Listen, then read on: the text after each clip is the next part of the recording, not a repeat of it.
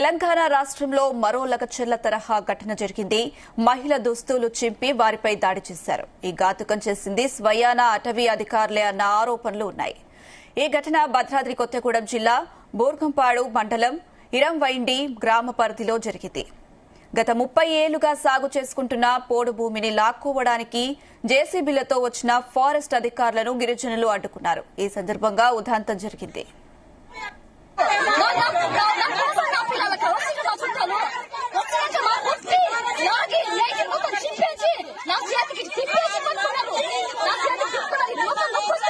ఎవరు కొట్టింది చూపి, ఎవరు కొట్టింది, ఎవరు ఎందుకు కొట్టారు? పా చూపిద్దు పండి, ఎవరు కొట్టారు? కొట్టారా?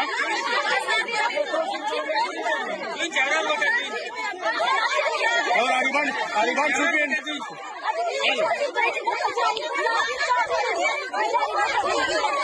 కొట్టింది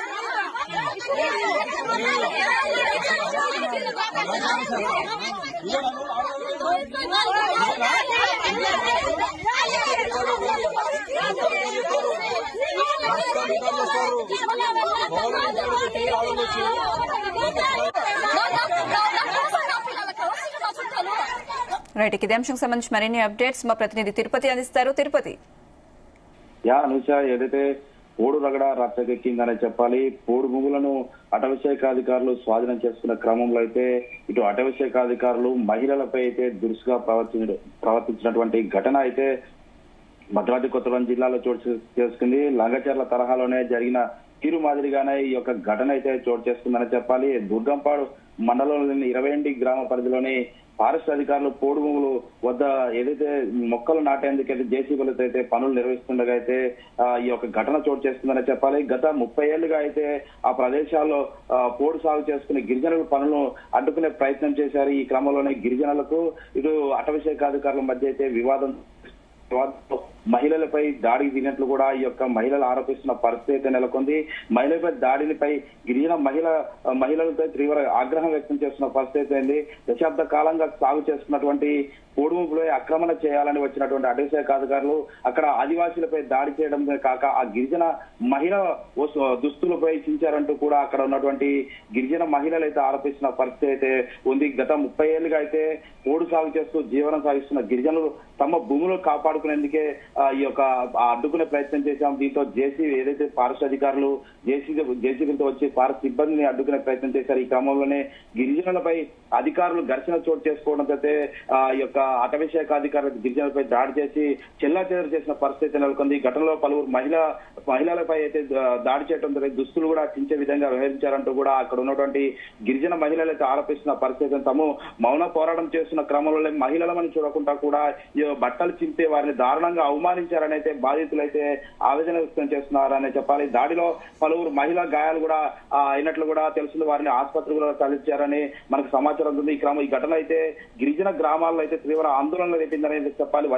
వన్యప్రాణులను రక్షించాల్సినటువంటి అటవీ శాఖ చేపడుతున్న చర్యలు హింసాత్మకంగా మారాయని అయితే ఈ యొక్క అమానుష ఘటన అంటూ కూడా గిరిజన సంఘాలు మండిపడుతున్న పరిస్థితి. ఘటనపై రాజకీయ పార్టీలు ఈ యొక్క ప్రజాప్రతినిధులు కూడా గిరిజన సంఘాలు కూడా న్యాయకు స్పందిస్తున్నారు. ఇది న్యాయ విరుద్ధమని గిరిజనుల హక్కులకు భారీగా విఘాతం కలిగిస్తుందని అయితే అభిప్రాయపడుతున్న పరిస్థితి. వెంటనే బాధితులపై చర్యలు తీసుకోవాలి, గిరిజనులతో పోడు భూములపై గుర్తించి హక్కు కల్పించాలంటూ కూడా వాళ్ళు హెచ్చరిస్తున్నారు. ఇకనైనా ఈ యొక్క ప్రభుత్వం కూడా జోక్యం చేసుకుని పోడు భూముల అంశంపై స్పష్టత ఇవ్వాలని అయితే ఫారెస్ట్ అధికారుల తీరును అడ్డుకోవాలని అయితే గిరిజన సంఘాలు అయితే హెచ్చరిస్తున్న పరిస్థితి. ఇప్పటి వరకు తమ పోరాటం ఆగదని, అప్పటి వరకు కూడా పోరాటం ఆగదని అయితే ఆందోళన చేస్తున్న పరిస్థితి. ఘటనపై గిరిజన నాయకులు ఫారెస్ట్ అధికారులపై కూడా కేసులు నమోదు చేయాలంటూ కూడా పోలీస్ స్టేషన్ ఎదుట బీచ్మిచ్చుకొని కూర్చున్న పరిస్థితి ఉంది. ఏదేమైనా పోడు వివాదంపై మహిళలపై చేసిన అఘాయిత్యంపై కఠిన చర్యలు తీసుకోవాలని, తనపై ఏదైతే సంబంధిత అధికారులపై కఠిన చర్యలు తీసుకోవాలని గిరిజన సంఘాలు డిమాండ్ చేస్తున్న పరిస్థితి ఉంది. Anusha. Right Tirupati, thank you.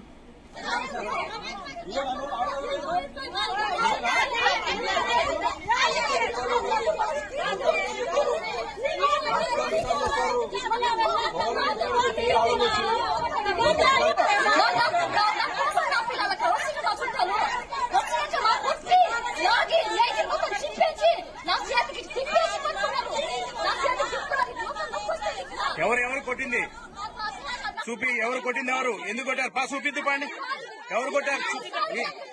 కొట్టారా?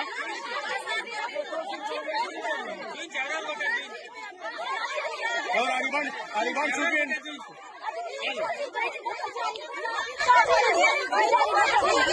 ఈయన